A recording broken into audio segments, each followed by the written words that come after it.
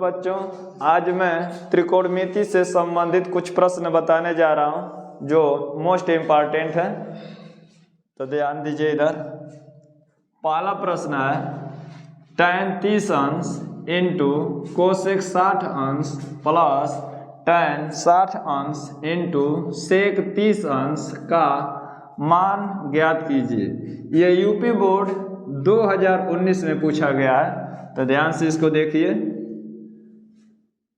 tan 30 अंश into cosec 60 अंश plus tan 60 अंश इंटू सेक 30 अंश। अब इसमें देखिए, अब इसमें सभी का मान हमको बारी बारी से रख के हल करना है।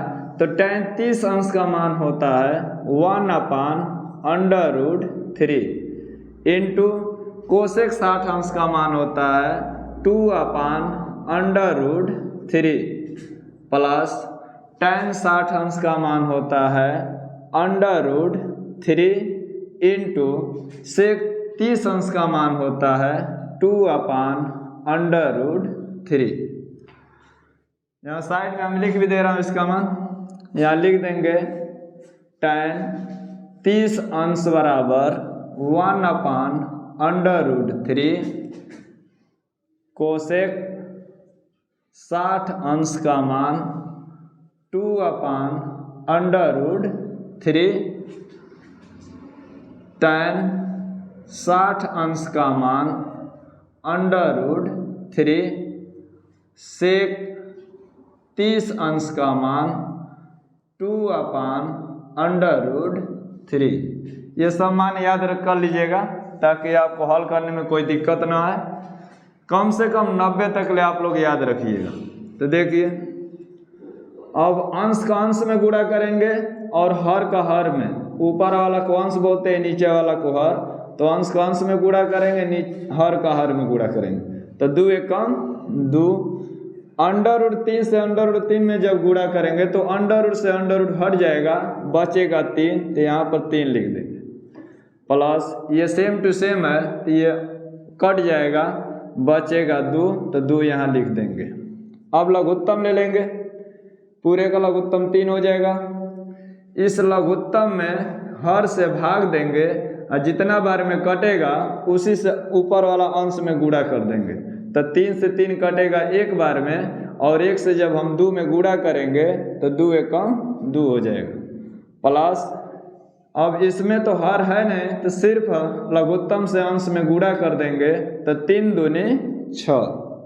अब इसको हम जोड़ देंगे तो 6 2 8 हो जाएगा। अब बटा में 3, 8/3, यही आपका आंसर हो गया।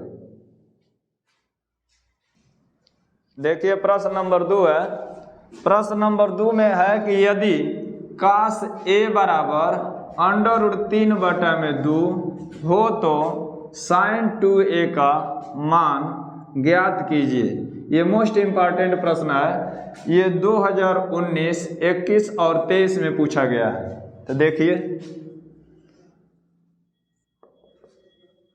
लिखेंगे cos a = √3/2। cos a = √3/2, तो हम इसको लिख सकते हैं cos √3/2 जो है cos 30 अंश का मान होता है, तो यहाँ पर 30 अंश लिख देंगे। √3/2 जो है cos 30 अंश का मान होता है, इसलिए यहाँ पर cos 30 अंश रखेंगे। यहाँ पर ध्यान दीजिए, यहाँ पर जब cos के रूप में है तो cos के रूप में हम मान रखेंगे। अब देखिए, cos से cos छोड़ देंगे तो a का मान 30 अंश हो जाएगा। तो a बराबर लिखेंगे 30 अंश। कोड से जब तुलना करेंगे तो a बराबर 30 अंश हो जाएगा, तो वही लिखे a बराबर 30 अंश। अब हमको ज्ञात करना है sin 2a का मान, तो यहाँ पर लिख देंगे sin 2a। अब sin 2a का मान निकालें 30 अंश, तो यहाँ पर लिखेंगे 30 अंश। ध्यान दीजिए, ये 2a है तो 2 गुणित a पढ़ा जाएगा इसको, तो 2 गुणित a का मान 30 अंश है तो वही 30 अंश यहाँ पर रख दिए, ये गुणा का चिन्ह है। तो लिखेंगे साइन 30 दूनी 60 अंश, तो साइन 60 अंश का मान √3/2 होता है। तो यही लिख देंगे साइन 60 अंश का मान √3/2। आपके यही आंसर हो गया।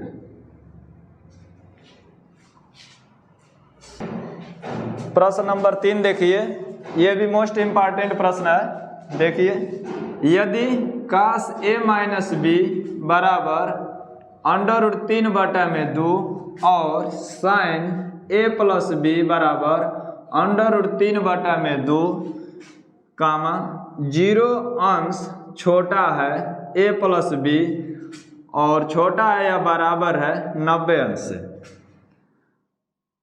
0 अंश छोटा है a प्लस बी से और a प्लस बी जो है छोटा है या बराबर है 90 अंश से, और a बड़ा है b है, तो a और b का मान ज्ञात कीजिए।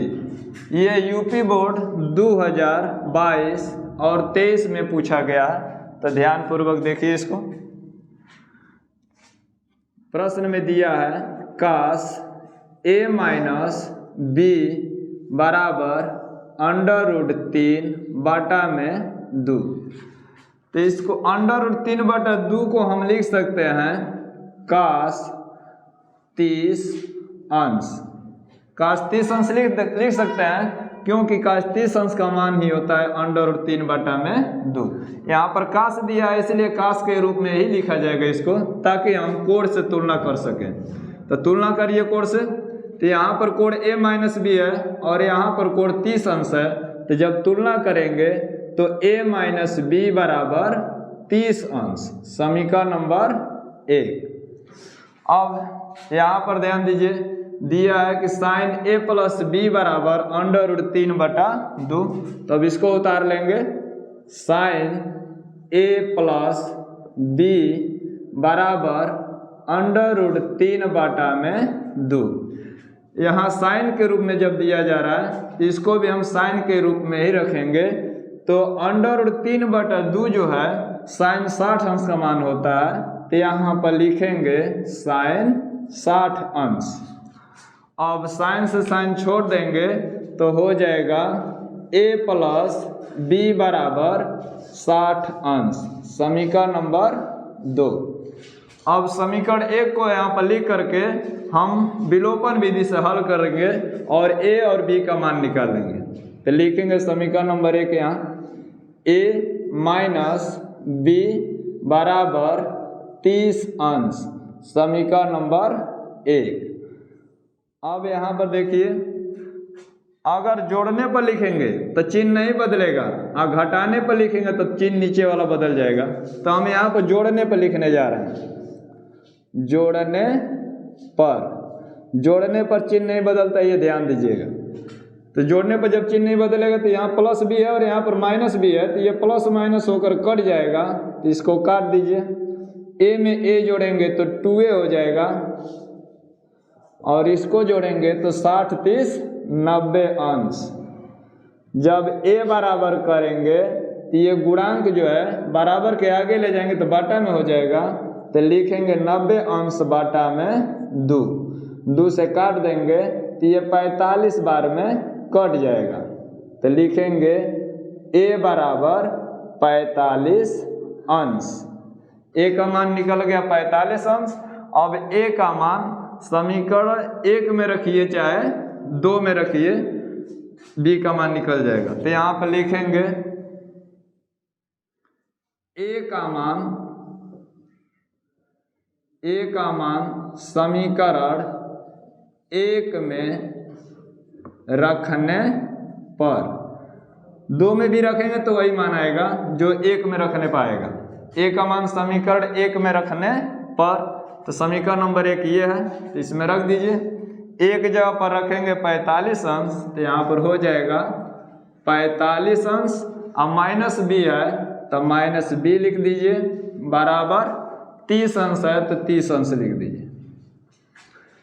अब देखिए यहाँ 45 अंश पहले लिख लेंगे, यहाँ बराबर के आगे 30 अंश है, ये प्लस 30 अंश बोला जाएगा। जब इधर आएगा तो माइनस 30 अंश हो जाएगा। और यहाँ पर माइनस बी है तो माइनस बी को बराबर के आगे ले जाएंगे तो प्लस बी हो जाएगा।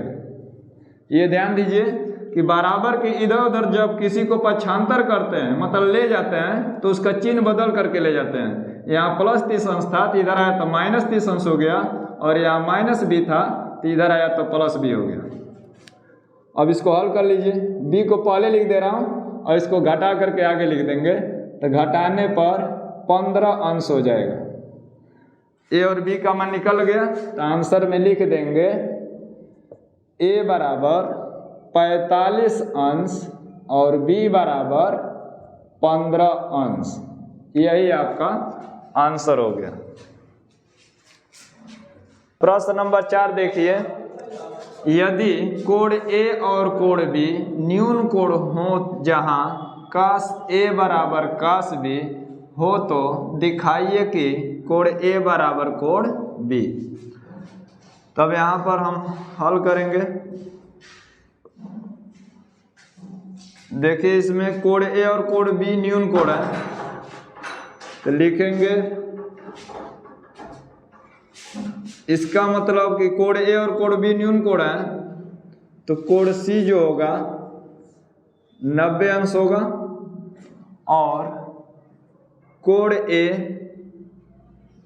ए छोटा होगा 90 अंश से, तथा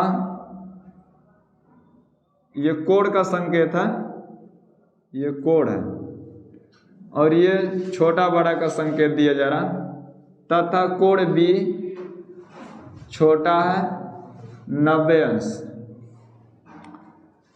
चित्र बना लेंगे।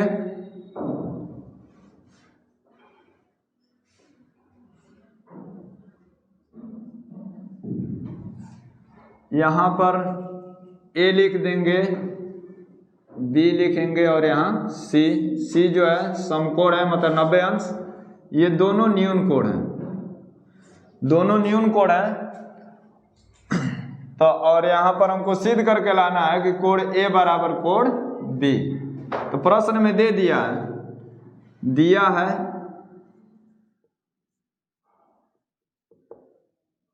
कास ए बराबर कास बी, ये प्रश्न में दिया है। तो ध्यान दीजिए कास का सूत्र होता है मतलब कास ए का जब मान निकालेंगे तो आधार बटा कोण होता है। तो इसमें कैसे पता करें, ध्यान दीजिए जिस न्यून कोण को लेते हैं उसके ठीक सामने एक भुजा लंब होती है और जिस पर लंब खींचा जाता है उसको आधार कहते हैं, और जो सबसे बड़ी भुजा होती है उसको कोण कहते हैं। अगर हम कोण ए को लेते हैं तो लंब बीसी होगा, आधार एसी होगा, कोण ए बी होगा। अगर हम कोण बी को लेते हैं न्यून कोण मतलब न्यून कोण बी लेते हैं तो इसके ठीक सामने भुजा लंब एसी होगा, आधार बीसी होगा और कोण ए बी होगा। कोण दोनों स्थिति में बराबर होता है मतलब कोण बदलता नहीं है, बस लंब और आधार न्यून कोण के अनुसार बदलता है। तो ध्यान दीजिए कास ए को ले रहे हैं तो कास ए बराबर आधार बटा कोण, तो आधार हो जाएगा एसी, आधार हो जाएगा एसी। लिखना चाहते हैं लिख दीजिए आधार एसी, आधार एसी अब बटा कोण ए बी, तो कोण ए बी लिख देंगे बराबर कास बी के लिए। अब चलिए तो कास बी बराबर आधार बटा कोण, तो कास बी जब लेंगे तो इसके लिए लंब ये होगा, आधार ये होगा, कोण ये होगा, तो हो जाएगा आधार बटा कोण। आधार का मतलब बीसी, आधार का मतलब बीसी हो जाएगा और कोण का मतलब ए बी। तो ध्यान दीजिए इसको हम लिख देंगे AC बटा में AB बराबर BC बटा में AB अब AB से AB कट जाएगा तो हो जाएगा AC बराबर BC। किसी भी त्रिभुज में जब दो भुजाएं बराबर होती हैं तो उसके आमने सामने के कोण बराबर होते हैं, तो AC के सामने का कोण B और BC के सामने का कोण आपस में बराबर होंगे। तो यहाँ पर लिख देंगे कोण A बराबर कोण B, क्योंकि काट दे दे रहा हूं, क्योंकि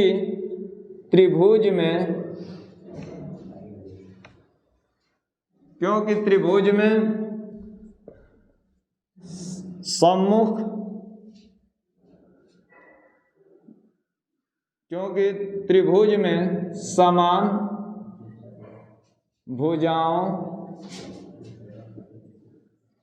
भुजाओं के सम्मुख कोण बराबर होते हैं। ये कारण में लिख दिया हूं ताकि आप लोग समझ जाएंगे कि ये कैसे आपस में बराबर हो गया। हमको यही सिद्ध करना था, इति सिद्धम।